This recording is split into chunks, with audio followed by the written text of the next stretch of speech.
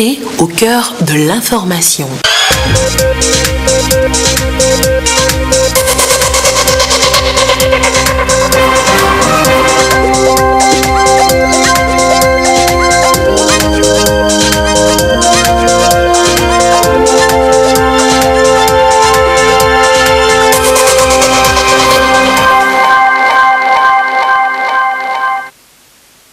Il est l'heure du journal sur la télévision togolaise. Madame, Monsieur, bonsoir et voici les titres de cette édition. L'Inde et le Togo nouent des liens de coopération dans les domaines de l'eau et des énergies, entre autres. C'est ce qui résulte de la séance de travail entre le ministre indien et ses collègues togolais à suivre dans cette édition. Et puis 38 millions de francs CFA, c'est ce qu'il faudra prévoir pour entretenir nos routes en 2020. Les acteurs de l'entretien routier togolais se sont réunis à cet effet ce matin. À suivre également dans ce journal. Voilà donc pour les titres. D'abord, sachez que le président de la République, Faure Sozimna Gnassingbé, a conféré en début de soirée de ce jeudi au palais de la présidence avec le ministre des Affaires étrangères de l'Inde.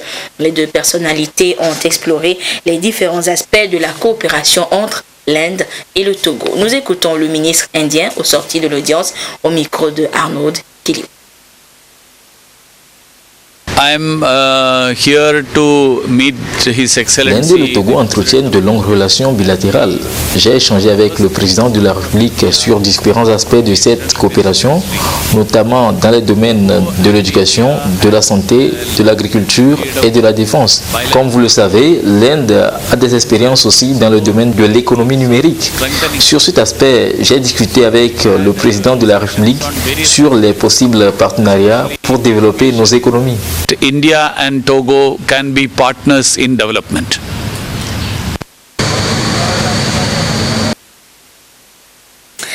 Et nous poursuivons avec ce communiqué du gouvernement. Le gouvernement togolais informe la population qu'une cérémonie d'hommage national pour saluer la mémoire de l'artiste togolais Jimmy Hope, décédé le 5 août 2019, aura lieu demain, vendredi 6 septembre 2019. La cérémonie se déroulera en présence des plus hautes autorités du Togo à l'espace Canal Olympia Godopé à Hanoukope. La mise en place doit être terminée à 7 heures.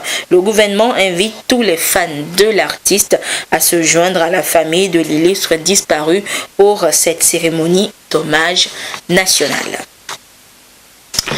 Et c'est cette séance de travail à présent, séance de travail qu'a eu le ministre délégué indien aux affaires extérieures avec ses collègues togolais des affaires étrangères et de la planification. Ils ont ensemble évoqué la coopération entre les deux pays dans les domaines comme l'eau, les énergies et l'agriculture. Le compte rendu avec Ferdinand Diassoa.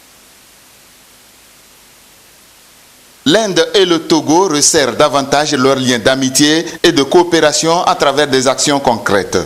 En témoigne cette visite de travail au Togo de Velamveli Mourali Daran, ministre délégué aux affaires extérieures de la République de l'Inde. L'hôte a été accueilli au ministère des Affaires étrangères par les ministres Robert Doucet et Ayaovi Dembati Nyokpa de la planification du développement et de la coopération. D'abord, un tête-à-tête, puis la séance de travail proprement dite. Les excellentes relations d'amitié et de coopération entre New Delhi et Lomé ont été au menu des échanges. Échanges axés surtout sur le développement des secteurs de l'agriculture, de l'eau, des énergies et de la santé. Notre pays, le Togo, cultive un climat de coopération. Et je crois que votre visite ici vient traduire ce sentiment et nous nous réjouissons de vous recevoir ici. Comme vous le savez, le Togo est engagé dans la poursuite de sa politique de développement et sur cette base, il travaille à mettre en œuvre un vaste programme de développement qui couvre plusieurs axes. Je pense qu'avec votre pays, ça serait une bonne chose de pouvoir travailler dans ce sens et s'aider mutuellement dans le cadre de la mise en œuvre de ce programme. Pendant plusieurs années, nous avons eu déjà bénéficié des programmes de formation au niveau de votre pays pour le renforcement des capacités des cadres de notre pays. As the minister mentioned, bien que nous ayons pris la décision de venir dans un délai assez court, vous avez eu la diligence de nous accueillir et de bien nous accueillir et nous vous remercions pour cela. Comme vous le savez, l'Inde excelle dans le domaine de l'eau et de l'assainissement et nous serons très heureux de partager notre expérience avec le Togo dans ce domaine. this land of Togo. Plusieurs projets agricoles et énergétiques, fruits de cette coopération bilatérale entre les deux États, ont été récemment financés à plus de 100 millions de dollars US, soit un peu plus de 60 milliards de francs CFA par l'Exim Bank. Le chef de la diplomatie togolaise, Robert Dussé, s'est félicité de la qualité de cette coopération et a souhaité que l'ambition de l'Inde, celle de parvenir à un développement partagé avec le Togo, soit pérenne. Les acteurs impliqués dans l'entretien routier étaient réunis ce matin pour leur exercice annuel, celui de l'élaboration du budget de l'entretien routier. Quelle somme est nécessaire donc pour entretenir nos routes en 2020? Edem Soussoupo nous répond. Nous avons le pourcentage de 38 milliards 600 millions de francs CFA. C'est la prévision du ministère des Infrastructures et des Transports au titre du budget d'entretien du réseau routier pour l'année 2020. Ces 10 dernières années, le réseau routier togolais s'est considérablement agrandi et a connu une modernisation suivant les règles de l'art. On passe de 1700 routes bitumées à plus de 2000. Des infrastructures qui ont nécessité de gros investissements et donc seul l'entretien permet de proroger leur durée de vie et de résistance. À cette conférence de programmation du projet de budget programme exercice 2020 d'entretien routier, la SAFER, Société autonome de financement de l'entretien routier, annonce qu'elle ne peut mobiliser que 14 milliards de francs CFA. Il faut donc user de stratégies pour satisfaire les besoins en adéquation avec le budget disponible. Nous allons essayer de gérer les 14 milliards, les répartir sur tout le réseau du territoire selon le poids du réseau de chaque région. Aujourd'hui, notre réseau routier a un linéaire total de 11 777 km. Nous avons pu relever des dégradations sur 4 600 km. Ces dégradations vont des nids de poules jusqu'aux déformations et aux ornières. Le règlement 14 de l'UOMOA date de 2005 et ce règlement est relatif à l'harmonisation des normes de contrôle du gabarit et de la charge à l'essieu. Aujourd'hui, dans les 8 pays de l'UOMOA, ce règlement n'est pas appliqué intégralement, ce qui fait que nous assistons à des surcharges énormes et qui dégradent rapidement nos routes.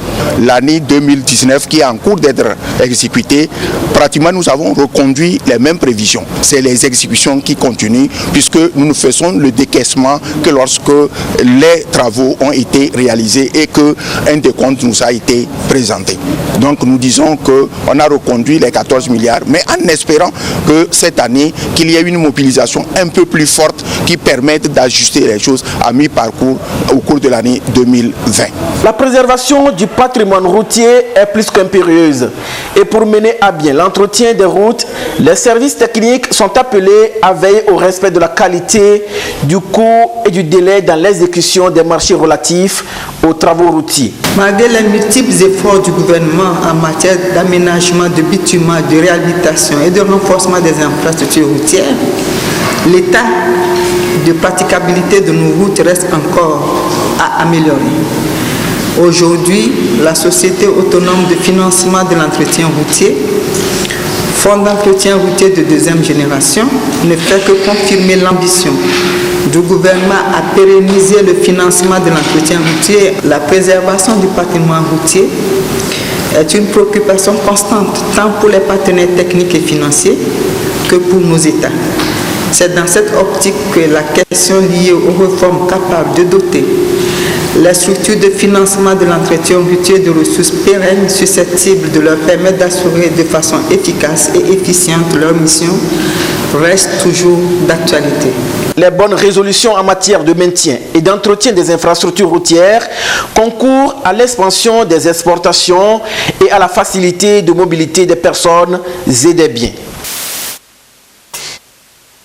Ce sont donc 38 milliards de francs CFA qui sont nécessaires pour l'entretien routier en 2020 prochain.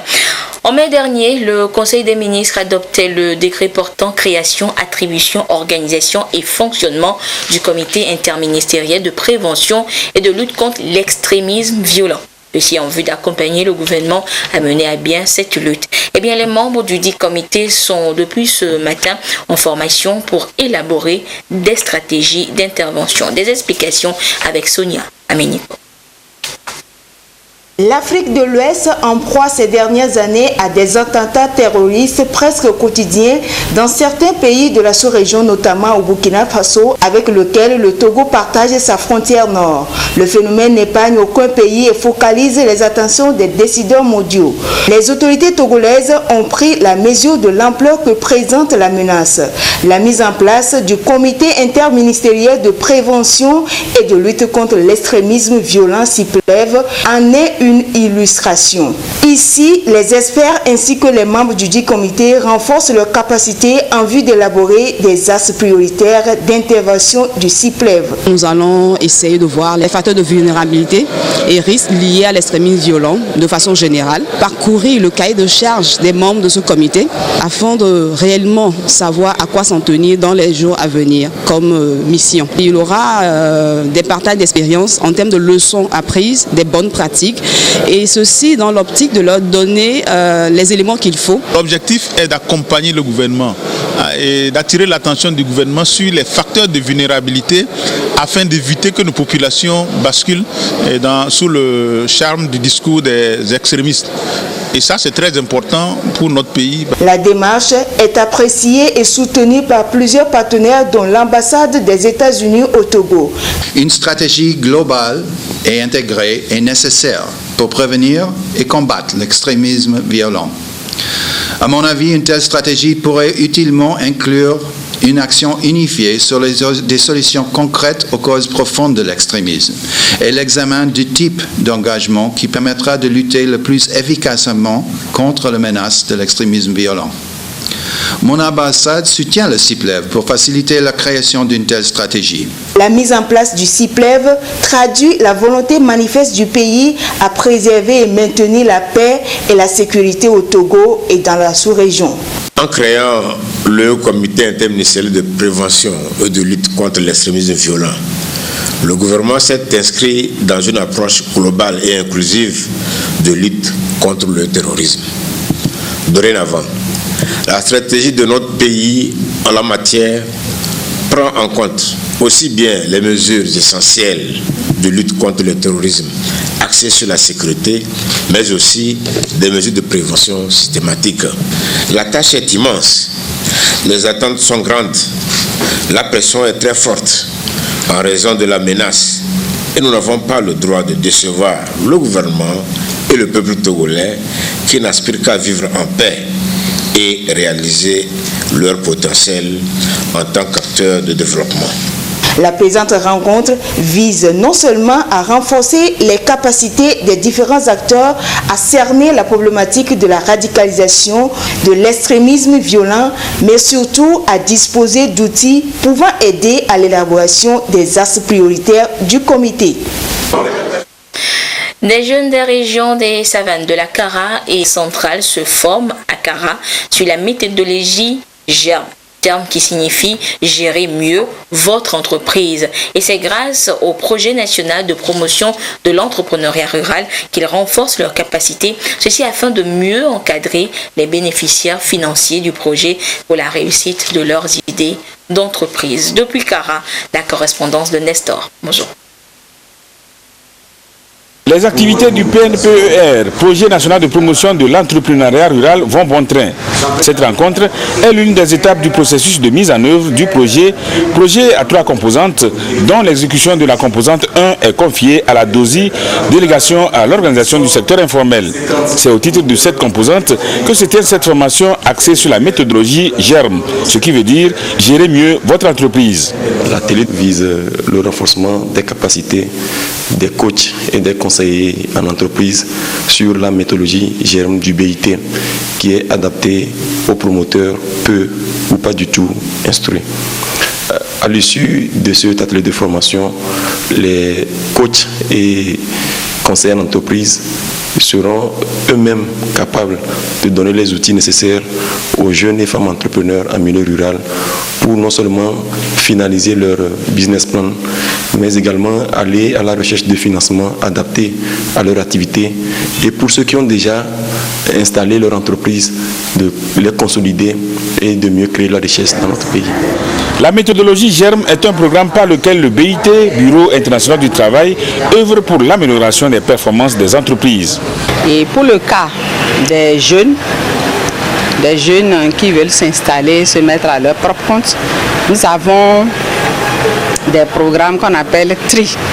Trouvez votre idée d'entreprise et créer votre entreprise. L'idée d'entreprise doit être une idée qui répond à un besoin du marché. Donc l'idée doit être réalisable et l'idée doit lui permettre de mobiliser des ressources. Et lui aussi doit pouvoir avoir la compétence pour pouvoir mettre en œuvre cette idée-là. Donc lorsqu'il a l'idée, il vient suivre le programme qu'on appelle CRÉ. À travers CRÉ, il va élaborer un plan d'affaires. Le plan d'affaires qui va lui permettre d'avoir un financement. Le financement peut venir de lui-même, d'une institution de microfinance ou d'une institution de financement. Donc, lorsqu'il a son financement, les formateurs certifiés GERM, qui sont formés par les maîtres formateurs, qui sont aussi certifiés par le BIT, les aident à s'installer. Et on les suit aussi dans leurs activités à travers ce qu'on appelle GERM. La méthodologie GERM est appliquée dans plus de 100 pays dans le monde. Pour cette formation à Kara, c'est une cinquantaine de coachs qui ont été outillés pour le compte des régions centrales, Kara et Savane. Une autre est prévue à Tchévier pour une soixantaine de coachs des régions plateaux et maritimes. Je vous redonne lecture de ce communiqué du gouvernement. Le gouvernement informe la population qu'une cérémonie d'hommage national pour saluer la mémoire de l'artiste togolais Jimmy Hope, décédé le 5 août 2019, aura lieu demain vendredi 6 septembre 2019. La cérémonie se déroulera en présence des plus hautes autorités du Togo à l'espace Canal Olympia Godopé à Hanukope. La mise en place doit être terminée à 7 heures. Le gouvernement invite tous les fans de l'artiste à se joindre à la famille de l'illustre disparu pour cette cérémonie d'hommage nationale. Le personnel de l'Agence nationale de sécurité alimentaire du Togo, ANSAT, notamment les comptables, les gestionnaires, certains producteurs et commerçants de la partie septentrionale du pays, bénéficient d'une formation et toujours à Kara. Ils sont à l'école de la gestion des stocks et de la comptabilité matière. De quoi s'agit-il? Nous retrouvons Nestor Mozo sur place.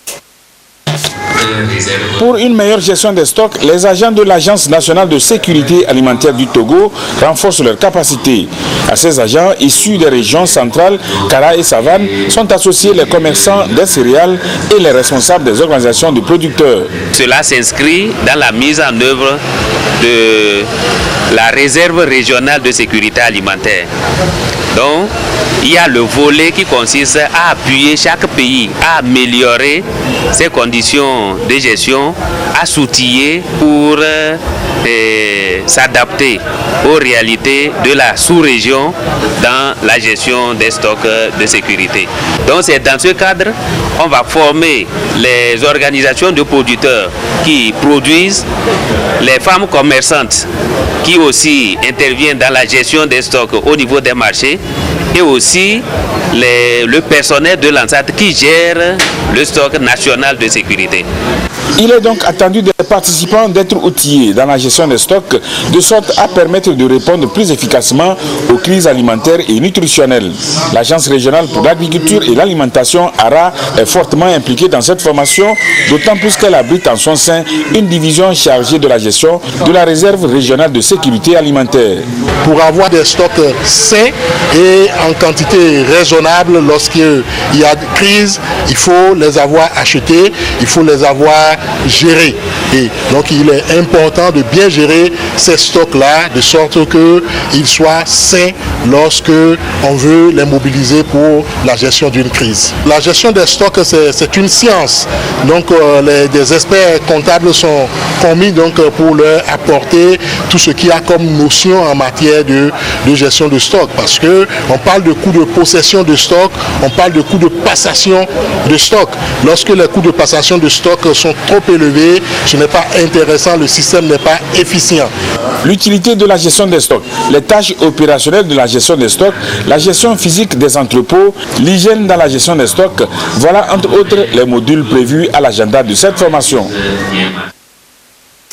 Le Conseil national de lutte contre le VIH-Sida a entrepris une tournée de sensibilisation à l'endroit des leaders religieux du pays. Et démarrée dans le septentrion, cette tournée a conduit la délégation du CNLS dans les plateaux. Le compte rendu sur place avec Silver Abdou. Le Togo, en matière de lutte contre le VIH-Sida, veut atteindre en 2020 l'objectif 90-90-90, c'est-à-dire permettre à 90% des personnes vivant avec cette maladie de connaître le statut sérologique en se faisant dépister et en recevant un traitement antirétroviral. C'est dans ce sens que le Conseil national de lutte contre le VIH-Sida a poursuivi dans les plateaux cette campagne de sensibilisation des leaders religieux pour les amener à accompagner l'initiative en vue de mettre fin à cette épidémie. Il s'agit pour eux de jouer efficacement leur rôle pour permettre au CNLS d'atteindre au moins le premier 90 qui est relatif au dépistage et à la prévention. On n'a que 57% qui connaissent leur statut sérologique. Alors le gap, forcément, doit faire l'objet de sensibilisation, de messages, et ce, à l'endroit des leaders religieux. Parce qu'on a constaté que les leaders religieux sont des personnages qui sont ancrés dans la société. Et vu sous cet angle, ce qu'ils disent est suffisamment écouté qu'on pense que, en travaillant avec les leaders religieux beaucoup plus, ils pourront faire passer le message que nous souhaitons de sorte à atteindre le premier 90. Des efforts sont faits en matière de lutte et des avancées notables enregistrées par le Togo en témoignent les résultats de ces dernières années. On a une réduction des nouvelles infections passant de 10 000 à plus de 5 000, soit environ 54%. C'est quand même un effort que les nouvelles infections ont diminué. Aujourd'hui, on a diminué de moitié pratiquement le nombre de décès liés au sida. Ça aussi, c'est des avancées. Je crois qu'il faudra capitaliser. Mais on peut mieux faire si on s'y met, et ce, avec la collaboration des leaders religieux. L'ambition est de faire en sorte pour que le message puisse atteindre une cible très importante. Ceci dans la perspective de réduire également le taux de discrimination et de stigmatisation. L'implication des leaders religieux va donc permettre d'accentuer la sensibilisation lors des prêches en vue de l'atteinte de l'objectif fixé. Allons à présent à la découverte de deux Togolais, jeunes entrepreneurs qui excellent respectivement dans le mobilier et l'électronique. Partis de rien, ils ont su se tailler une place chacun dans son domaine. Et ils sont sur la foire à Djafi qui bat son plein. Abidé Nyasingbe nous le fait découvrir dans le dossier qui suit. Des pneus, des tas de ferraille mis à profit pour enfin avoir un produit. Cette trouvaille de Léonce à Pamagbo nécessite un savoir-faire artistique. Et pour en arriver là, il lui faut franchir plusieurs étapes. Là actuellement je suis en train de nettoyer le pneu. Après avoir nettoyé le pneu, fait l'entretien, on peinture. Et quand nous peinturons, nous rebourrons. Donc on va percer des trous pour pouvoir visser des mousses là-dessus. Et le résultat est unique. Ce n'est pas d'ordinaire de voir un meuble simple, démontable, pneumatique et qui n'occupe pas assez de place dans vos chambres. Pour ce visiteur, le choix est clair. Quand on est rentré, on a fait le tour, mais c'est le seul lieu qui m'a plu. Parce que c'est la tradition. Il faut qu'on apprenne à nos enfants. Il faut ça aussi. On ne sait pas devant ça serait comment. Mais au moins si ils ont vu, ça les a plu. Prochainement aussi ils auront une mémoire fraîche. Dit que moi aussi je vais essayer de faire quelque chose. Toujours dans cette sphère, des jeux mobiles qui portent une seule marque, Idrissou. Ici, plusieurs schémas sont mis en jeu pour un produit final hors pair. Et toi, électronicien, très jeune déjà, je touchais un peu à tout. Surtout tout ce qui a trait à l'électronique. Alors, je me suis inventé ce jeu pour le plaisir des enfants. Mes accessoires, je les prends habituellement au marché noir. Des fils par ici, des écrans par là, pour réaliser ce que vous voyez là. Du pur génie des artistes togolais qui en tout cas n'ont rien à envier aux autres. Pour leur promotion et visibilité, les plus hautes autorités du pays ont initié ce que l'on peut appeler le marché international de l'artisanat au Togo. Les centres des œuvres universitaires reçoivent un coup de pouce en lot de médicaments et c'est un geste de la présidence de l'université de Lomé. Le compte rendu de la remise avec Komu Poyodé. Essentiellement des médicaments génériques, entre autres des anti-inflammatoires, des antipaludiques, des antibiotiques, des antalgiques, des vitamines pour renforcer les capacités du centre des œuvres universitaires de Lomé en matière de prestation de soins. La santé des étudiants de l'université de Lomé au centre des préoccupations des responsables de la présidence de la dite université. Les étudiants s'en félicitent. La réception de ce lot de médicaments vient confirmer la dynamique d'action de la présidence de l'université de Lomé. Vous savez, depuis 3 ans, l'université s'est lancée dans une grande phase de réforme sur le plan académique et infrastructurel.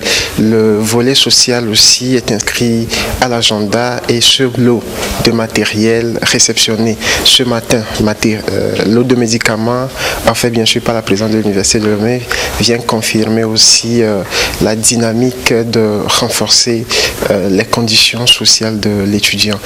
Ce geste de la présidence s'inscrit dans la dynamique de sa mission sociale. Les autorités universitaires démontrent ainsi leur attachement à la réalisation des objectifs du millénaire pour le développement. L'université, depuis 3 ans, réalise des bilans de santé aux étudiants, surtout aux nouveaux bacheliers. Et par ricochet, il y a certaines pathologies qui sont détectées.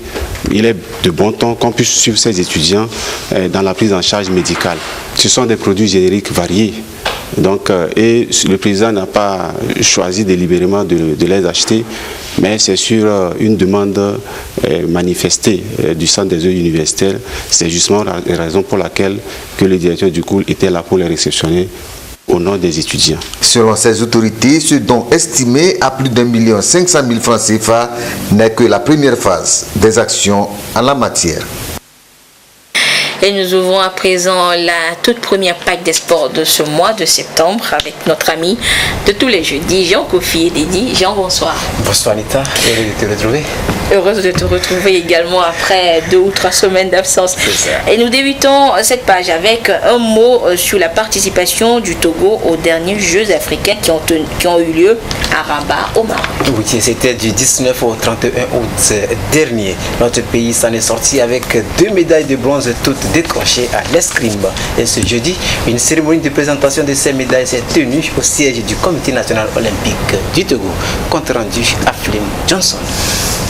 Abla Françoise Koutoglo, 20 ans, Charlène Pré Anadi, 15 ans, et Rebecca Damenou, 14 ans. C'est le trio qui a fait briller les couleurs du Togo aux 12e Jeux africains qui se sont déroulés dans la capitale marocaine Rabat du 19 au 31 août dernier. Ce trio a décroché 2 médailles de bronze, respectivement au sabre et au fleuret par équipe. Arrivé 4e au classement à l'escrime, le Togo réalise une performance assez honorable.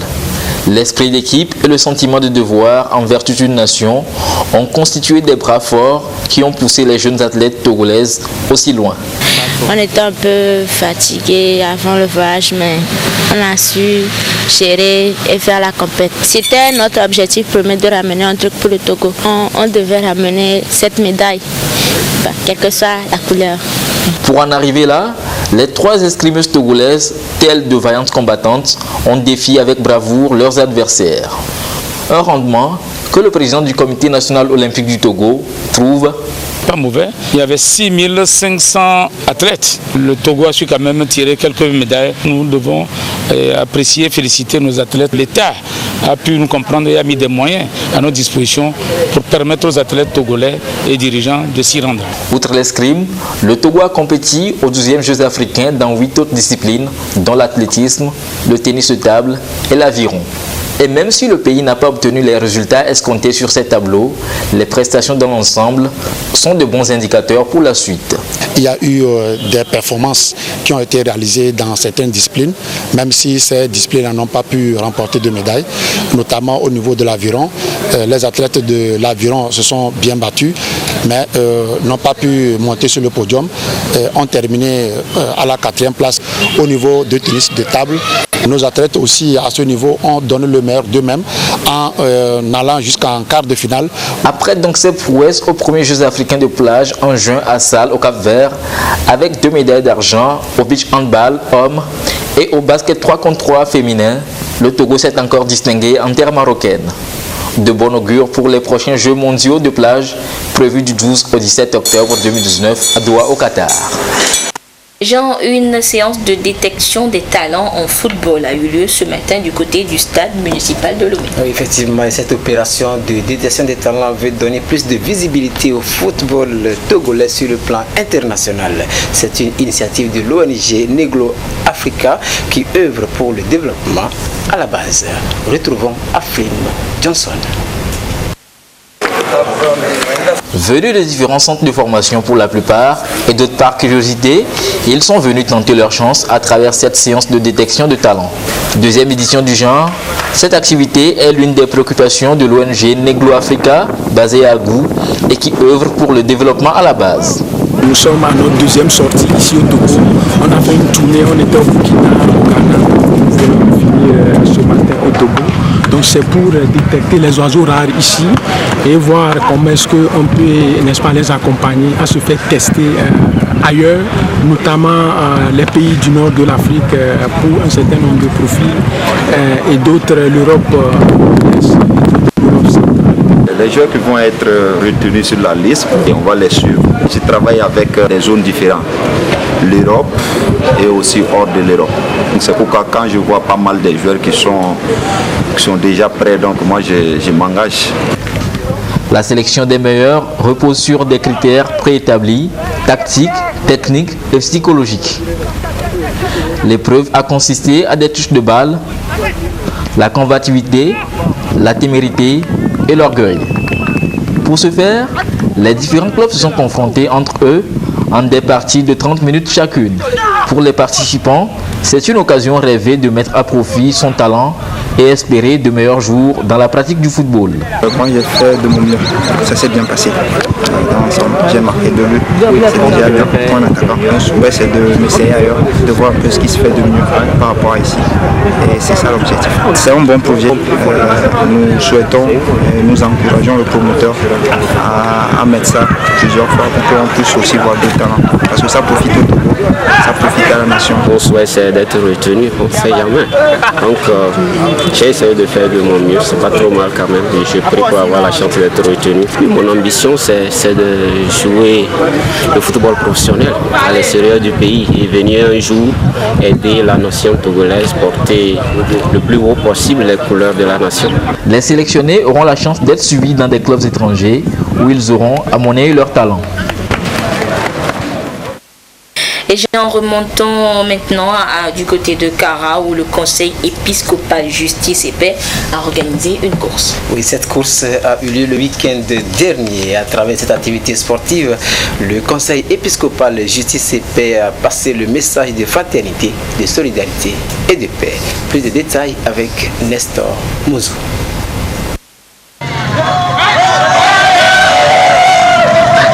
5 km à parcourir pour les garçons, 4 pour les filles. Ces jeunes participent à une course baptisée Marathon pour la paix. La compétition est initiée par le CEJP, Conseil épiscopal Justice et Paix de l'Église catholique du Togo. Les concurrents sont issus des différentes paroisses et d'autres confessions religieuses. C'est pour véhiculer le message de paix d'une part et d'autre part conscientiser les jeunes pour un civisme responsable. La paix, c'est un bien précieux. Et j'allais même dire, la paix, c'est le don de Dieu le plus élevé, le plus grand don de Dieu.